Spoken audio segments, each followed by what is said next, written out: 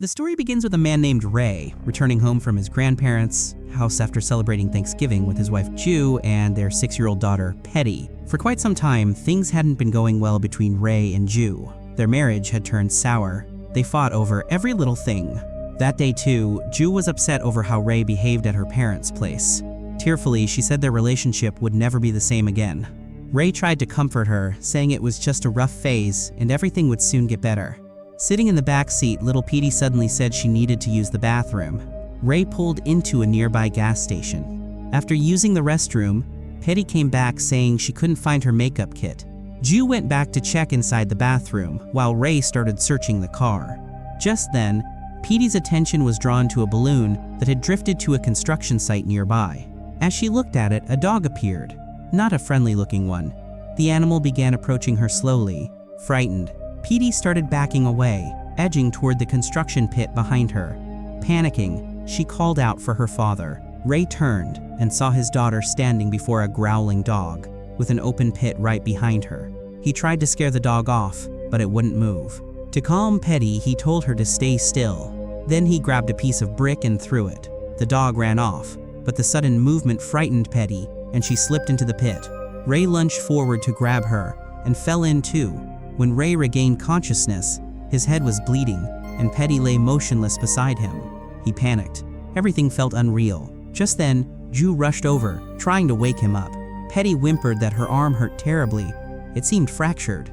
Ray picked her up and carried her to the car. Ju wanted to call an ambulance, but Ray said he'd seen a hospital nearby. They drove there immediately. The hospital was crowded. After waiting for a long time, Ray managed to register Petty's name and was told they would be called when it was her turn. Ju complained about neck pain, so Ray went to get her a Coke. While returning, he noticed a paramedic handing over a sealed envelope to a staff member, who exchanged it for a box labeled for medical use, likely containing human organs or other hospital materials. It seemed odd, but Ray didn't think much of it. Soon they were called in. A female staff member handed Ray a form and started filling in their basic details. When she asked if Ray was an alcoholic, he admitted he had been, but was recovering. Then she mentioned that his insurance listed a woman named Abby as a dependent. Ray explained that Abby was his first wife, who had died 8 years ago. The woman asked permission to add Petty to the organ list in case of an emergency. Shocked, both Ray and Ju refused. After filling out the form, the woman said Ray's insurance didn't cover this hospital, but he could pay cash instead. A nurse came and wheeled Petty away. A while later, Dr. Barta examined her and confirmed a fracture in her arm. He asked whether Petty had hit her head during the fall. She said yes. Barta suggested a CT scan to ensure there was no internal brain injury. Ray and Ju agreed. A nurse gave Petty a small teddy bear to comfort her and took her for the scan. Since one family member could accompany her, Ju went along. The elevator went down to a lower level for the scan, while Ray stayed back in the waiting room. Ray sat waiting, and at some point fell asleep. When he woke, the sun was already setting. In the bathroom mirror, he noticed a bandage on his forehead, though he didn't remember anyone putting it there. At the reception, he asked about his wife and daughter. The nurse said they were still doing the scan and would be back soon. But after another long wait, when Ray asked again, the receptionist checked the system and found no record of any patient named Petey. Ray was furious. He insisted they had arrived that morning and that Dr. Barta himself had examined his daughter. The receptionist called the scan department, but they confirmed that no scans had been done after 9 a.m. She said perhaps he was mistaken or in the wrong hospital. Ray couldn't accept that. He forced his way into the patient area but was quickly restrained by security. A doctor arrived and told him he wasn't allowed there. Ray shouted that his family was missing. The doctor checked the register. There was no patient named Petey listed anywhere. The nurse who had taken Petey in earlier appeared, but she claimed Ray had come alone for treatment of a head injury. Ray protested, growing more agitated. The guards subdued him, and the doctor injected a sedative. Later, Ray awoke in a hospital room. His body was weak, but his mind was racing. Spotting the used syringe nearby, he injected himself again to stay awake. Then he broke the glass on the door, escaped, and ran outside. Outside, he found a police officer and desperately explained everything. The police accompanied him back inside.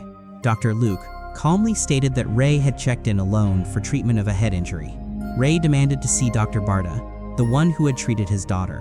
When the police called him in, Bartek confirmed that Ray had indeed come in that morning, but alone. He said Ray had refused a CT scan, saying he wanted to wait for his wife Abby in the waiting area. Hearing this, the police were stunned. Abby was dead. To verify, the police checked the CCTV footage, and what they saw shocked everyone. Throughout the footage, Ray was completely alone. No wife, no daughter. Realizing something was deeply wrong, the police brought in psychiatrist Dr. Jakob to evaluate him. During the session, Ray recounted everything: the drive, the dog, the fall, the hospital. Jakob quickly realized that Ray was deeply traumatized and delusional. When he asked about Abby, Ray revealed she had died years ago in a car accident, one that happened when he was driving drunk. Jakob concluded that Ray was reliving his trauma. He suggested they check the construction site. The police and Ray went there and found Petey's makeup kit and blood. The doctor pressed Ray again. "You said your daughter just broke her arm. Then why was there so much blood?" Confused and frightened, Ray denied everything. The psychiatrist accused him. "After arguing with your wife, you lost control. You didn't throw the brick at the dog, you threw it at Petey. And when you realized what you'd done, you killed Ju too." Ray stood frozen. His mind was collapsing. The police moved in to arrest him. But at that moment, the barking of police dogs triggered his memory. He finally remembered the truth. There had been a dog that day. He had thrown the brick to scare it away, but Petty had fallen, and when Ray jumped to save her, she hit her head and died instantly. When Ju saw what had happened and tried to help, Ray, in shock and confusion, pushed her away, and she hit her head on an iron rod, dying on the spot. In the final sequence, Ray, still lost in his hallucination, is shown escaping the hospital with Ju and Petty in a wheelchair. He tells them they're safe now, smiling peacefully as he drives away. But then, the rearview mirror reveals the truth. In the back seat sits a wounded hospital patient Ray had mistakenly abducted, and in the car's trunk lie the lifeless bodies of Ju and Petty.